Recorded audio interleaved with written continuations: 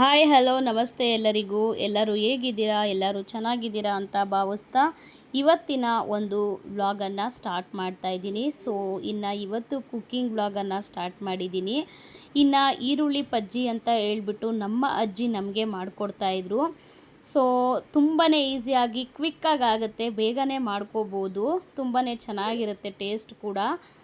ಹೇಗೆ ಮಾಡೋದು ಅಂತ ಹೇಳ್ಬಿಟ್ಟು ನಾನಿವಾಗ ನಿಮಗೆ ತೋರಿಸ್ಕೊಡ್ತೀನಿ.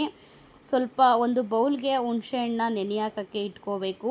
ಹುಣಸೆಹಣ್ಣು ಜಾಸ್ತಿ ಇದ್ದಷ್ಟು ಹುಳಿಯಾಗಿ ತುಂಬಾ ಟೇಸ್ಟಿಯಾಗಿರುತ್ತೆ.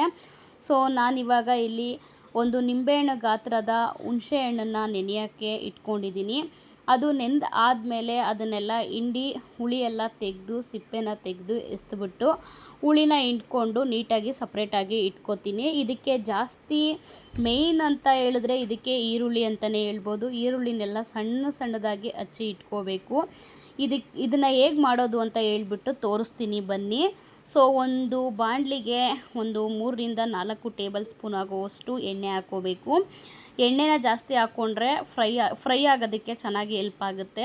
ಸ್ವಲ್ಪ ಸಾಸಿವೆ, ಒಣಗಿದ ಮೆಣಸಿನ್ಕಾಯಿ, ಕರಿಬೇವಿನ ಸೊಪ್ಪು ಮತ್ತು ಸಣ್ಣದಾಗಿ ಚಾಪ್ ಮಾಡಿ ಇಟ್ಕೊಂಡಿರುವಂತಹ ಈರುಳ್ಳಿ, ಇದಿಷ್ಟನ್ನು ಹಾಕ್ಕೊಂಡು ನೀಟಾಗಿ ಎಣ್ಣೆಯಲ್ಲಿ ಫ್ರೈ ಮಾಡ್ಕೋಬೇಕು. ಈರುಳ್ಳಿ ಯಾವ ರೀತಿ ಆಗಬೇಕು ಅಂತ ಹೇಳಿದ್ರೆ ಟ್ರಾನ್ಸ್ಪರೆಂಟ್ ಆಗಬೇಕು. ಆ ರೀತಿಯಾಗಿ ನೀಟಾಗಿ ಆಯಿಲಲ್ಲಿ ಫ್ರೈ ಆಗೋದಕ್ಕೆ ಬಿಡಬೇಕು. ಸ್ವಲ್ಪ ಉಪ್ಪನ್ನ ಕೂಡ ಹಾಕ್ಕೊಂಡು ನೀಟಾಗಿ ಫ್ರೈ ಮಾಡಿಕೊಂಡ್ರೆ ಅದು ಉಪ್ಪೆಲ್ಲ ನೀಟಾಗಿ ಹಿಡ್ಕೊಳ್ಳುತ್ತೆ. ಮತ್ತು ಈರುಳ್ಳಿ ಫ್ರೈ ಆಗೋದಕ್ಕೆ ಇನ್ನೊಂದು ಟಿಪ್ಸ್ ಏನಂದರೆ, ಉಪ್ಪು ಹಾಕಿದ್ರೆ ಈರುಳ್ಳಿ ಫ್ರೈ ಆಗಬೇಕಾದ್ರೇ ಉಪ್ಪನ್ನ ನಾವು ಸೇರಿಸ್ಕೊಂಡ್ರೆ ಈರುಳ್ಳಿ ಬೇಗನೆ ಫ್ರೈ ಆಗುತ್ತೆ ಅಂತ ಹೇಳ್ಬಿಟ್ಟು ನಾವು ಉಪ್ಪನ್ನ ಅದೇ ಟೈಮಲ್ಲಿ ಸೇರಿಸ್ಕೋತೀವಿ. ರುಚಿಗೆ ಎಷ್ಟು ಬೇಕೋ ಅಷ್ಟು ಪೂರ್ತಿ ನಾನು ಇದೇ ಟೈಮಲ್ಲಿ ಸೇರಿಸ್ಕೊಂಡು ಪೂರ್ತಿ ನೀಟಾಗಿ ಆಗಲೇ ಹೇಳ್ದಂಗೆ ಈರುಳ್ಳಿ ಟ್ರಾನ್ಸ್ಪರೆಂಟ್ ಆಗಬೇಕು, ಅಲ್ಲಿ ತನಕ ಫ್ರೈ ಮಾಡ್ಕೋತೀವಿ. ಇಷ್ಟೇ, ಇನ್ನೇನು ಹಾಕೋವಂಥ ಐಟಮ್ಸ್ಗಳೇ ಇಲ್ಲ. ನಾವು ಆವಾಗಲೇ ನಿಂಬೆಹಣ್ಣ ಹಿಂಡಿ ಇಟ್ಕೊಂಡಿರ್ತೀವಲ್ವ, ಆ ಹುಳಿನ ಇದಕ್ಕೆ ಆ್ಯಡ್ ಮಾಡ್ಕೋಬೇಕು.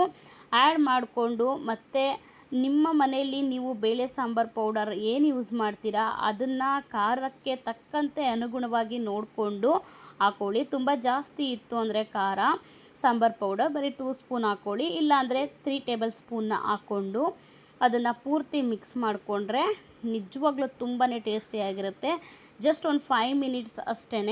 ಇದನ್ನೆಲ್ಲ ಹಾಕ್ಕೊಂಡು ಆ್ಯಡ್ ಮಾಡಿಬಿಟ್ಟು ಪೂರ್ತಿ ಅದನ್ನು ಒಂದು ಮಿಕ್ಸ್ ಕೊಟ್ಬಿಟ್ಟು ಆಮೇಲೆ ಒಂದು ಲಿಡ್ನ ಕ್ಲೋಸ್ ಮಾಡಿ ಸಣ್ಣ ಉರಿಯಲ್ಲಿ ಒಂದು 5 ನಿಮಿಷ ಬೇಯಿಸ್ಕೊಂಡ್ರೆ ಸಾಕು. ಈರುಳ್ಳಿ ಚೆನ್ನಾಗಿ ಸಾಫ್ಟಾಗಿ ಬೆಂದಿರುತ್ತೆ, ತುಂಬಾ ಟೇಸ್ಟಿಯಾಗಿರುತ್ತೆ. ಇಷ್ಟೇ, ಕ್ವಿಕ್ಕಾಗಿ ಈಸಿಯಾಗಿ ಮನೇಲಿರೋ ಇಂಗ್ರೀಡಿಯೆಂಟ್ಸ್ನೇ ಯೂಸ್ ಮಾಡಿ ಮಾಡ್ಕೋಬೋದು.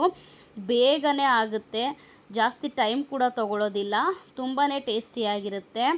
ರೈಸ್ ಜೊತೆ ಹಾಕ್ಕೊಂಡು ತಿಂತಿದ್ರೆ ಎಷ್ಟು ಚೆನ್ನಾಗಿರುತ್ತೆ ಗೊತ್ತಾ. ರೈಸ್ ಜೊತೆ ಹಾಕ್ಕೊಂಡು ತುಪ್ಪ ಹಾಕ್ಕೊಂಡು ತಿಂತಾಯಿದ್ರೆ ನಿಜವಾಗ್ಲೂ ಇನ್ನೂ ತಿನ್ನೋಣ ಅಂತ ಅನಿಸುತ್ತೆ. ಆ ರೀತಿಯಾಗಿ ಒಳ್ಳೆ ಕಾಂಬಿನೇಷನ್ ಅಂತಲೇ ಹೇಳ್ಬೋದು ರೈಸಿಗೆ ಮಾತ್ರ. ಒಂದು ಸಲ ಟ್ರೈ ಮಾಡಿ ನೋಡಿ. ನನ್ನ ವೀಡಿಯೋಸಿಂದ ನಿಜವಾಗ್ಲೂ ನಿಮಗೆ ಸ್ವಲ್ಪನಾದರೂ ಯೂಸ್ಫುಲ್ ಆಗ್ತಿದೆ ಅಂತ ಹೇಳಿದರೆ ದಯವಿಟ್ಟು ಒಂದು ಲೈಕ್ ಮಾಡಿ. ಯಾರಾದರೂ ಹೊಸ್ದಾಗಿ ನನ್ನ ಚಾನಲ್ನ ನೋಡ್ತಿದ್ರೆ ಸಬ್ಸ್ಕ್ರೈಬ್ ಮಾಡ್ಕೊಂಡು ನೋಡಿ. ಇನ್ನಷ್ಟು ಒಳ್ಳೊಳ್ಳೆ ಕುಕ್ಕಿಂಗ್ ವೀಡಿಯೋಗಳಾಗಿರ್ಬೋದು, ಹೆಲ್ದಿ ಫುಡ್ಗಳಾಗಿರ್ಬೋದು, ವ್ಲಾಗ್ಗಳಾಗಿರ್ಬೋದು, ಒಂದು ಮೋಟಿವೇಶನ್ಸ್ ಆಗಿರ್ಬೋದು, ಆದಷ್ಟು ನಾನು ನಿಮಗೆ ತೋರಿಸೋದಕ್ಕೆ ಪ್ರಯತ್ನ ಪಡ್ತೀನಿ. ಆಲ್ರೆಡಿ ನನ್ನ ಲೈಫ್ ಸ್ಟೈಲ್ ಬಗ್ಗೆ ಎಲ್ಲರಿಗೂ ಗೊತ್ತಿದೆ. ಇನ್ನಷ್ಟು ಒಳ್ಳೊಳ್ಳೆ ವೀಡಿಯೋಗಳ ಜೊತೆ ನಾನು ನಿಮ್ಮ ಮುಂದೆ ಬರ್ತೀನಿ. ಸದ್ಯಕ್ಕೆ ಈ ವಿಡಿಯೋನ ನಾನು ಇಲ್ಲಿಗೆ ಮುಗಿಸ್ತಾ ಇದ್ದೀನಿ. ಮತ್ತೆ ನಾಳೆ ವಿಡಿಯೋದಲ್ಲಿ ಭೇಟಿ ಆಗೋಣ. Thank you for watching. Bye.